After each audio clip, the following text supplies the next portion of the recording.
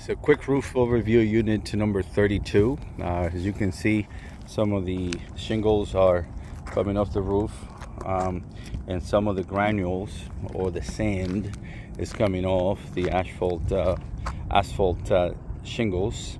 It's composed of fiberglass, asphalt, and sand. So when that is coming off, then they become pretty light and they start coming off the roof, as you can see in some of these areas here, and continuing over here on this side as well, pretty much throughout the roof structure.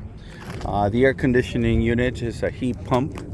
It is from 2018 International Comfort Systems.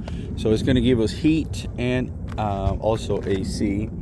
It's not the evaporation lines here are not connected, and basically that is the roof overview here. I'm going to go down and then I'll show the exterior. Right, coming down from the roof, I'll continue on the exterior. So we'll start right here on the driveway. Some concrete cracks on the driveway, natural concrete. It cracks. There's some expansion joints to take the crack, but concrete just cracks. That's the nature of it. It could be repaired with epoxy or by a light concrete mix. It's a little bit more damage here on the concrete. And continue on the exterior. This clean out here, we need a cap in here to cover that. Continuing here, this fence is loose and it drags. Right here we open the gate. We'll continue here.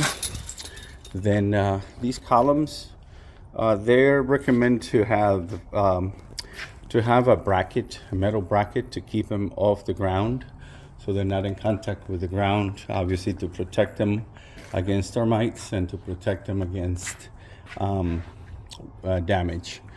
This column right here seems to be compromised. You can see it's a little bit bent right here, so probably reinforcing it would help out. The exterior fencing have the perimeter of the concrete blocks have what they call a step cracking, a step ladder cracking, because that's what it looks like a step or ladder. So that basically could be repaired with epoxy designed for concrete repair.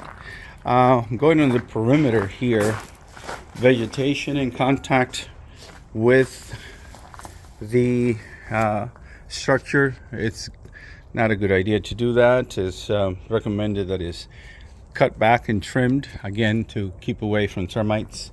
There's some evidence of termite treatment. I haven't seen any evidence of termites yet, but I have to still look inside. The hot water heater is 2023. It just looks like the beginning of the year they put it up. It's electric, and the volume is 50 gallons. It does need, this is the temperature relief valve right here, called TPR valve. And the piping has to be connected and discharged in a way that is not going to either go in the house, or it could potentially get somebody burned because it was going to be hot water. So it's recommended to be at least 6 inches off the ground, but not obviously in the direction of the house. So it should exhaust or discharge out this way. The drywall on this patio cover, we can see is these are seam crackings. It's usually where the taping and the compound goes together. It dries up, and then that happens. It shows that it's cracking. How do you fix it? Basically removing this old one, putting in new tape and a new compound, then priming and painting. It looks like there was a cabinet here that got removed, and the wall now is exposed. So recommendation would be to finish up the wall here on the exterior sheathing. So basically that is on the exterior. I'll go back and do the interior and put it on the as a separate video, and then all this will be included on the report and given as a separate file on the summary of what was found. This is this shed. Shed is outside the scope of inspection, plus it's locked. Plus, but we could see here there's some termite damage on the shed. Because of the proximity of the house, it is recommended that there is a termite treatment. But like I said, it looks like they're already treated right here by looking at the holes and the patches.